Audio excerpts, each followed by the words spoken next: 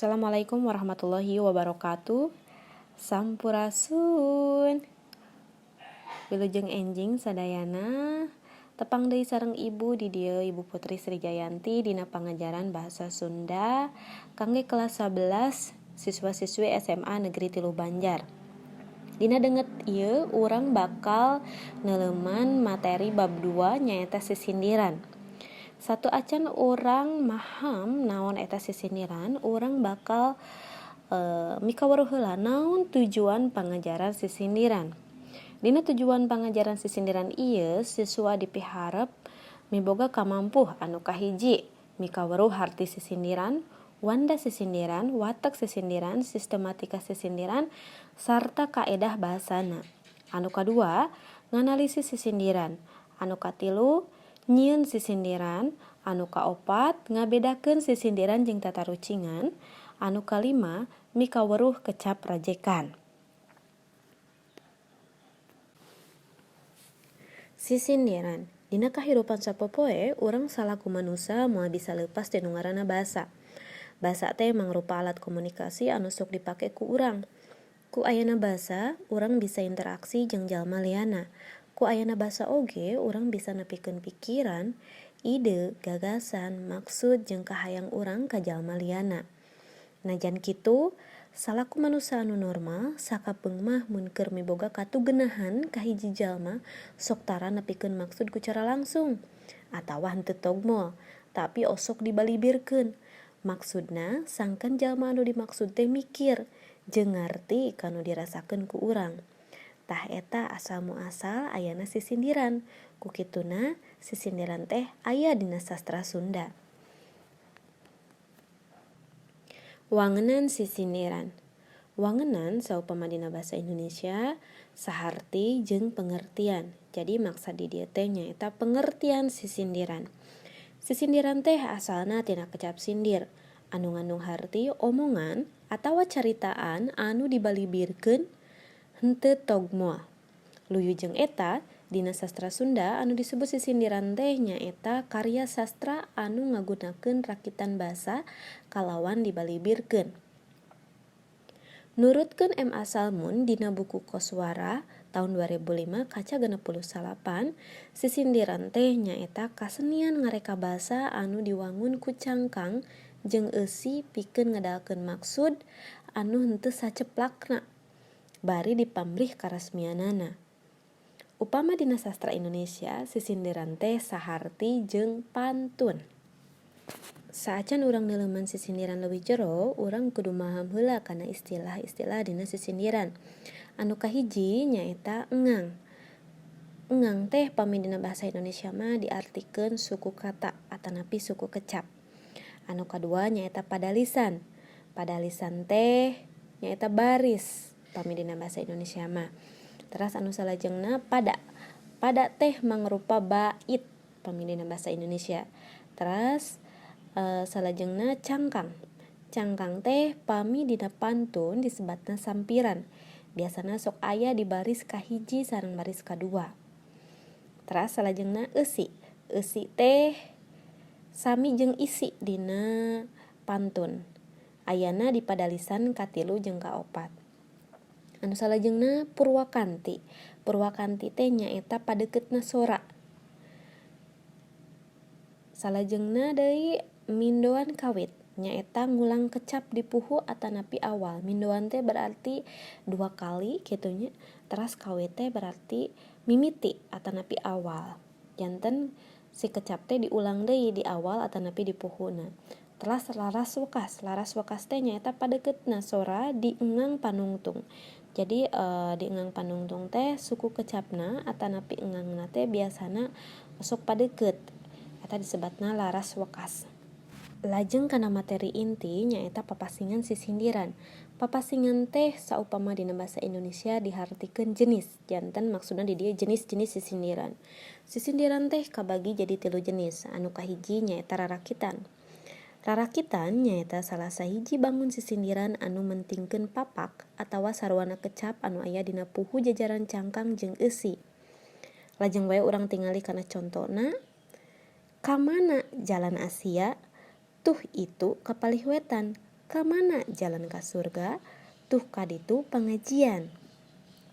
Urang tinggalinya puhuna atawa mimitina awal tina cangkang teh nyaeta padalisan kahiji jeung kadua, ari eusi mah padalisan katilu jeung kaopat. Padalisan teh naon tadi teh? Padalisan teh nyaeta barisnya kada hilap. Tah, di padalisan kahiji sareng katilu ieu sami puhuna mimitina kamana? Kamana jalan Asia, kamana jalan ka surga. Teras deui di baris kadua atanapi padalisan kadua sareng padalisan kaopat saminya puhuna tuh itu kapalih wetan, tuh kaditu pangajian. Tah kitu janten kedah sami ari dina rarakitan mah puhuna kedah papak kitu nya. Teras pami tungtungna kumaha? Tungtungna nama kedah padeukeut sora hungkul. Ieu contona misalkeun Asia, ieuna surga. Teras ieuna wetan, ieuna ge pangajian. Ieu an anu luhurna A sareng A deui sami kitu. Teras deui jumlah engangna di dieu aya 8A eta teh jumlah engang sareng engang ditungtungna naon gitu nya. Jumlah engangna misalkeun dina cangkang padalisan kahiji kamana jalan Asia? Ka mana jalan Asia aya 8. Oh berarti engke pami ngadamel deui di handapna dina padalisan katilu kedah sami oge kedah aya 8. Ka mana jalan ka surga 8. Teras deui engang tungtungna kedah sami nya 8A sareng A. Anu padalisan kaduana oge sami kedah sami sareng padalisan katilu padalisan kaopat jumlahna kedah sami nya. Nah upama dina rarakitan biasana osok aya sabaraha wae jumlah engangna teh biasana bebasnya tiasa ti 7 dugi ka 11 atanapi 12 gitu nya. Bade misalkeun di luhurna aya salapan engang gitu nya. Tiasa berarti engke dina pami dina cangkangna salapan berarti dina eusina ge kedah salapan gitu nya. Jenis sisindiran anu kadua nyaeta paparikan. Paparikan asal kecapna tina parek anu hartina deukeut. Ari dina paparikan mah kecap di puhu teu kudu papak sapertos dina rarakitan tadi. Ngan ditungtungna hungkul kudu padeukeut sora atanapi purwakanti laras wekas. Purwakanti teh sapertos anu dijelaskeun tadi nyaeta padeukeutna sora. Laras wekas teh berarti ditungtungna kitu nya. Jadi kedah padeukeut sorana ditungtungna teh. Lajeng wae urang tingali kana contona. Mencit meri dina rakit. Boboko wadah bakatul. Lain nyeri ku panyakit kabogoh direbut batur. Tiasa ditingali ku urangnya benten paparikan sareng rarakitan. Pami paparikan mah puhu dina jajaran cangkang baris kahiji atanapi padalisan kahiji mencit meri dina rakit. Teras tingali dina jajaran eusi padalisan kahiji lain nyeri ku panyakit. Bentennya di luhurna mencit di handapna lain. Janten ari paparikan mah teu sami mimitina teu papak kitu nya. Teu kedah papak. Teras deui di padalisan kadua aya boboko wadah bakatul. Kabogoh direbut batur. Janten teu kedah papak atanapi teu kedah sami. Di padalisan kahiji sareng padalisan katilu, padalisan kadua sareng kaopat teu kedah sami mimitina. Tapi kedah purwakanti laras wekas atanapi kedah padeukeut sorana ditungtungna. Kitu nya sapertos di dieu. Mencit meri dina rakit. Kit di dinya aya kecap kit. Dihandap deui lain nyeri ku panyakit. Kit aya kecap kit. Teras deui dihandapna di padalisan kadua boboko wadah bakatul. Kabogoh direbut batur. Nah, kedah murwakanti tungtungna teh bakatul sareng batur kitu nya. Nah, teras deui jumlah padalisana aya 4 saminya.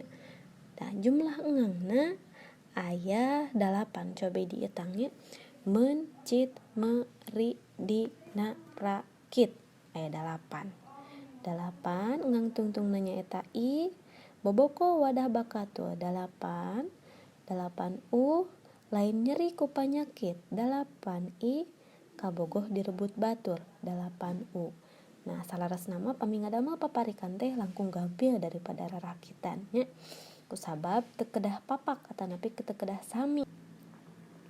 Jenis sisindiran anu katilu nyaeta wawangsalan. Wawangsalan teh mangrupa karangan anu diwangun ku sindir dina padalesan kahiji jeung eusi padalesan kadua. Benten sareng rarakitan sareng paparikan wawangsalan mah wangunana teh atanapi bentukna teh sapertos tebak-tebakan. Janten padalisanana ge mung aya 2, padalisan kahiji sareng padalisan kadua. Dina sindir padalisan kahiji diwangun ku cangkang jeung wangsal kitu nya. Anu dijieun wangsal atanapi tebak-tebakan teh tara ditetelakeun. Kudu diteangan dina bagian eusi. Bagian eusi teh nyaeta padalisan kadua teh. Urang lajeng wae tingali langsung kana contona. Mesin ketik elektronik. Nah, di padalisan kahiji teh ieu teh mangrupa sindirnya aya cangkang jeung wangsal. Dina padalisan kahiji biasana aya clue kitu nya. Clue teh meureun kata kunci. Kata kuncina teh mesin ketik elektronik. Mesinna teh paragi ngetik. Teras eta teh mangrupa elektronik kitu nya. Teras deui di padalisan kadua aya eusi dipakena kunu pinter. Nah, aya kecapter. Ter ieu teh mangrupa kode nya keur urang ter. Oh berarti maksadna mesin ketik elektronik dipakena kunu pinter. Mesin paragi ngetik eta teh mangrupa elektronik terus aya kecapter. Oh berarti wangsalna teh nyaeta komputer kitu nya. Janten wawangsalan mah kedah aya nu ditebak. Benten sareng rarakitan sareng paparikan. Rarakitan sareng paparikan mah hampir sami sareng pantun kitu nya pami dina basa Indonesia. Ari wawangsalan mah ieu mah sastra kitu nya wangunna teh sastra sisindiran tapi aya nu kudu diteguh atanapi ditebak gitu.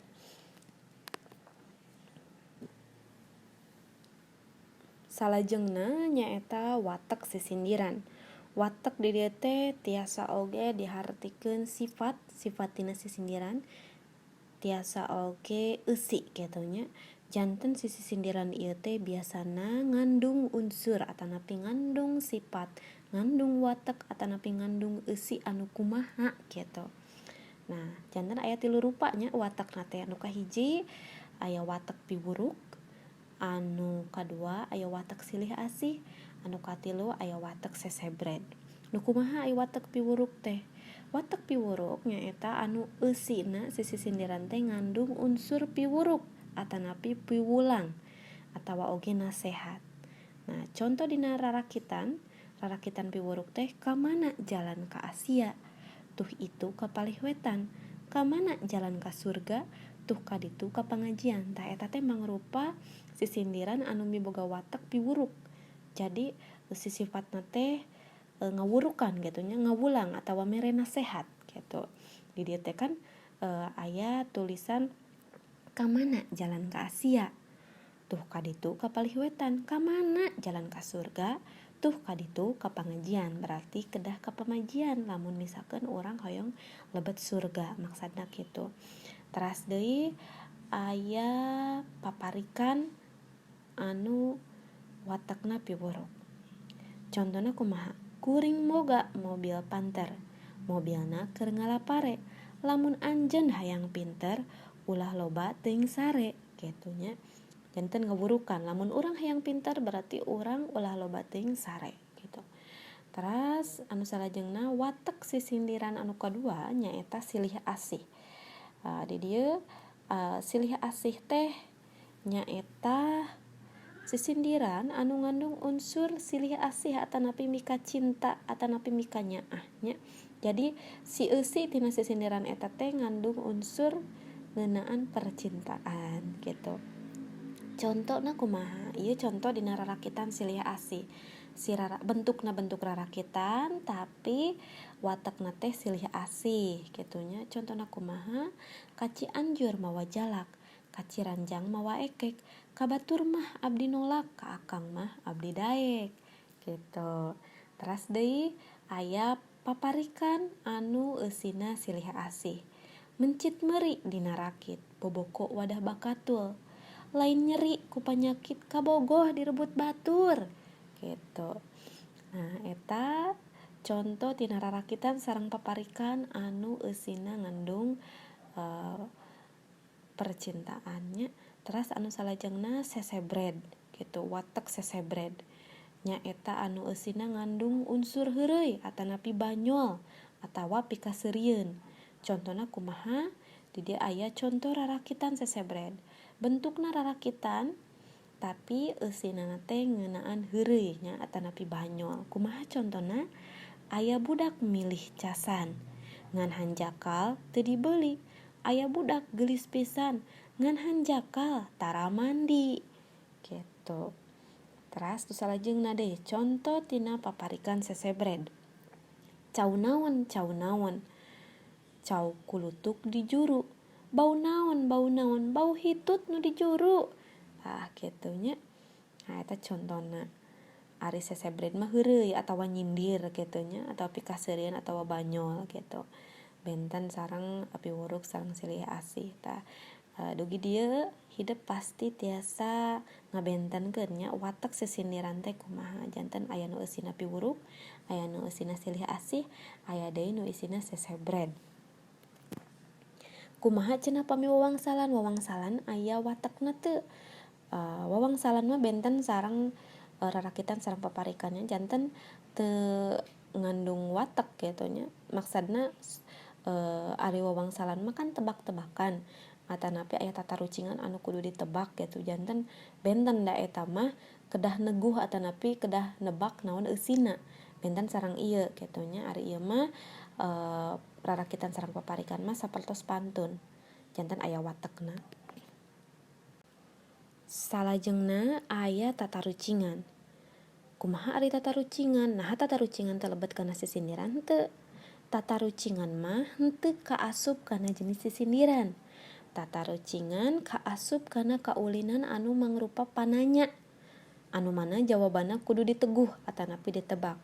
Ari sababna, kalimah pananya anu diajukeun teh jawabanna henteu langsung atawa saujratna, tapi kudu diteguh heula. Upama wae ieu contoh tina tatarucingan. Cing naon ari budak leutik ngambai peujit? Jawabanna naon kira-kira? Budak leutik ngambai peujit nya.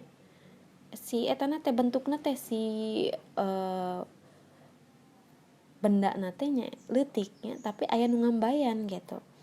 Berarti jawabanana jarum nya. Dicokot endogna macok. Jawabanna salak eta nya.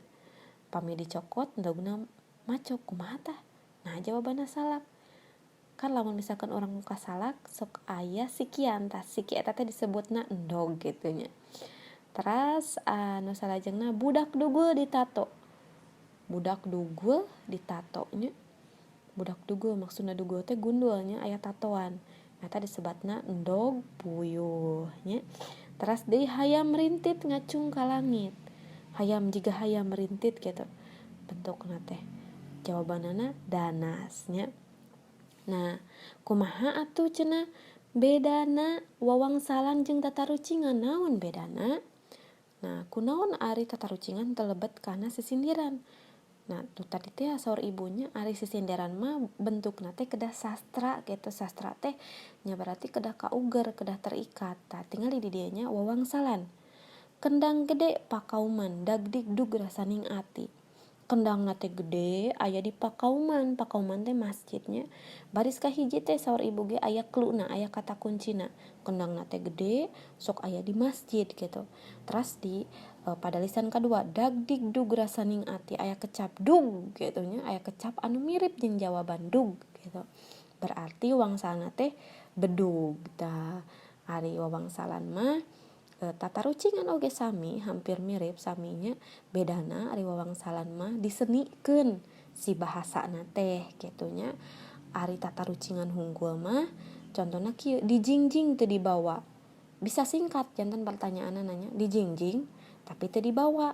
Naon jawabanana? Panto. Lamun urang muka panto biasana kan osok nyepeng si cacantelna gitunya dijingjing ke orang teh, tapi tara bisa dibawa-bawa dan hafal gitu. Jadi jawabannya panto. Nah, ari tatarucingan mah biasana mangrupa kalimat tanya. Tapi tujuan mah sarua jeung wawangsalan nyaeta teguheun atawa tebakaneun keur urang. Kadang tatarucingan mah jawabanna henteu kudu logis. Bisa wae diheureuikeun. Ari wawangsalan mah jawabanana kudu saluyu jeung cangkang sarta eusi nu disayagikeun. Kitu deui tina struktur tulisanana. Tarucingan mah bebas.